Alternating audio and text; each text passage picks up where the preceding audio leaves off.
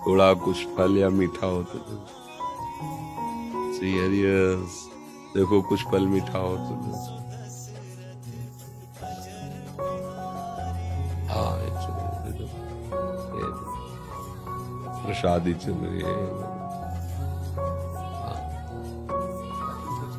हाँ देखो ना उधर वो श्री जी से वहां से दे देंगे, तो लिवा जाओ और हाँ उसको उठा। जितेंद्र जी। राधा राधा राधा। हाँ महाराज जी मैं यहाँ आकर धन्य हो गया। महाराज जी यहाँ पर सिर्फ आपसे मिलने के लिए आया हूँ। महाराज जी कहीं से सुना कि आप अस्पताल में भर्ती हैं, तो जैसे ही पता लगा तो मैंने ना सोचा ना समझा 300 किलोमीटर पैदल यात्रा करके आपसे मिलने आया हूँ। नहीं भर्ती, मतलब मुझे जानकारी नहीं थी महाराज, तो मैंने किसी से पूछा कि महाराज कहाँ पे मिलेंगे। उन्होंने कहा इस समय उनकी तबीयत बिगड़ी हुई है।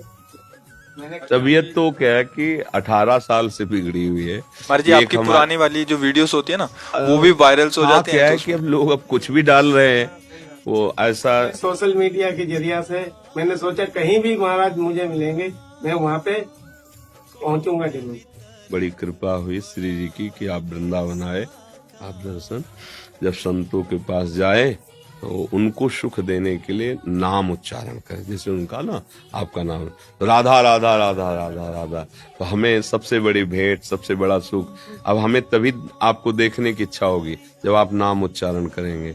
ऐसे जैसे आप हाँ बोले ना, अब चूंकि आपको संग नहीं मिला ना, इसलिए कभी किसी भी संत के पास जाओ तो उसको नाम सुनाओ।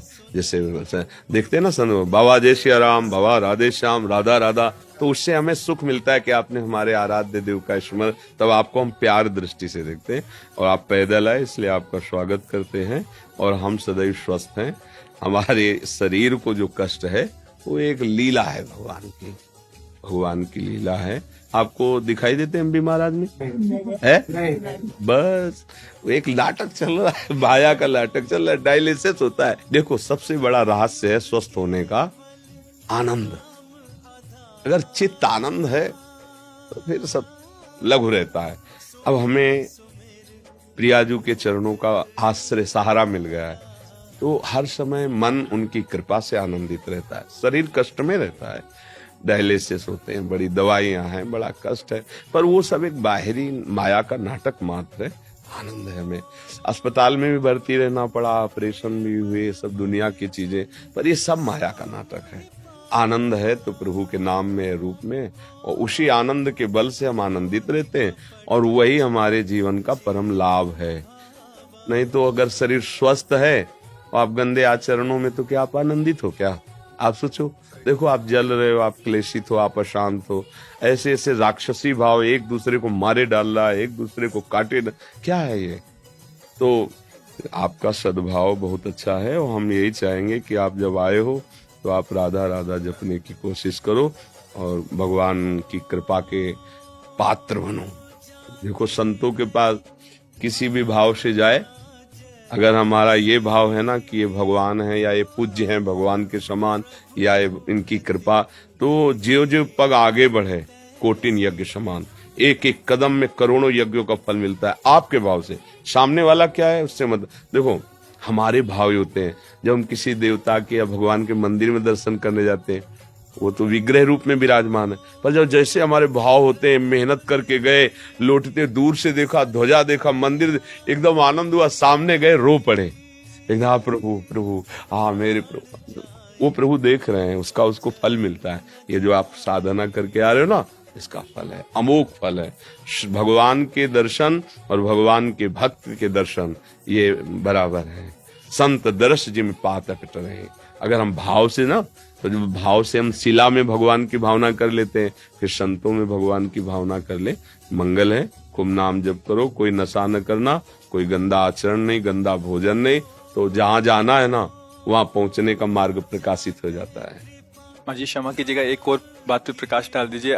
जैसे आपसे सुना है कि आपके मुख से कि पैदल यात्रा अच्छा लगा, तो महाराज जी कुछ ऐसे भावुक जन है वो भी पैदल शुरू कर देंगे महाराज जी। ये सामर्थ्य सबके अंदर नहीं होती है। हम आपको सही बताए, सामर्थ्य उनके होती है जो बहुत कष्टपूर्ण जीवन गरीबी से व्यतीत करते हैं और उनको जब लगता है कि मेरे पास तो कुछ देने के लिए कुछ है नहीं, तो ये जीवन ही है, तो मैं अगर हो सके तो मैं लौटते हुए जाऊं या पैदल जाऊं, ये सामर्थ्य उनकी होती है। जो विषय संग्रह से रहित होते हैं उनको लगता है मैं क्या दूं, तब लगता है कि अगर मैं खोपड़ी के बल चल पाता तो खोपड़ी के बल चल के जाता, यही मैं कर सकता हूँ। ये सबके अंदर हो भी नहीं सकता, आदेश दे तो भी नहीं कर सकते सब। अरे यहाँ से पैदल राधा वल्लभ जी नंगे पैर तो जाना नहीं हो सकता, आप सोचो ला।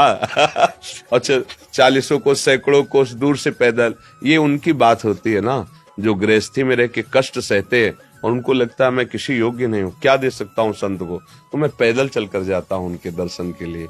ये बहुत बड़ी बात है और ये सबके बस की है भी नहीं। हम कहे भी, आदेश भी करे तो ले, ये सबके बस की। हम इस बात से बहुत अंदर से, हृदय से द्रवित है। भरत जी यही कह रहे हैं, जब वशिष्ठ जी ने देखा उनके चरणों में छाले पड़ गए, तब कहा थोड़ी देर पालकी में बैठ जाओ। तो उनका हाँ, हमारे इष्ट नंगे पैर यहाँ चले हैं और मैं पालकी में बैठ के चलूं, मुझे तो लगता है गुरुदेव सिर भर जाऊं उचित असमोरा, कि जहां मेरे श्री राम के चरण पड़े वहां मैं सिर रख करके जाऊं।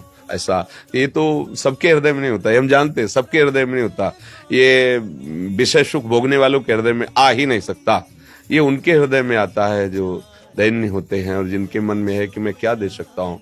तो यही है, शरीर है, इसी को कष्ट दे करके मैं जाता हूँ, भूखा प्यासा जैसा भी मैं उनके दर्शन करूं। ये अमोघ बात है सबके से, ये लेके सब कोई ऐसा मत करना। हम कह रहे सब कोई करे तो कर भी नहीं सकता, नहीं कर सकता। ये आप मतलब साधारण बात मत समझना, कोई मनोरंजन नहीं है ऐसा। पैदल चल, ऐसा हमने कई भक्तों को देखा है, कई भक्तों को देखा है, सैकड़ों कोस ऐसे पैदल। या देखो ना, महाराष्ट्र में सैकड़ों भक्त पैदल यात्रा करके विठ्ठल भगवान के दर्शन कर, बड़ी दूर लंबी लंबी यात्राएं। हाँ, 84 कोस ब्रज की पैदल यात्रा, तो इनके भाव हैं संत दर्शन के लिए। तो ये ऐसे सब कोई थोड़ी आ सकता है कि भाई दिल्ली से कार छोड़ दी और पैदल वहां से आ रहे, आ ही नहीं सकता। इतनी हिम्मत ही नहीं है। हिम्मत तो उसकी ही होती है ना जिसको ये लग गया कि अब हमारे पास तो कुछ है नहीं, शरीर प्राण ही है, अब यही हम समर्पित करते हैं। बहुत बड़ी बात है, बहुत बड़ी बात है।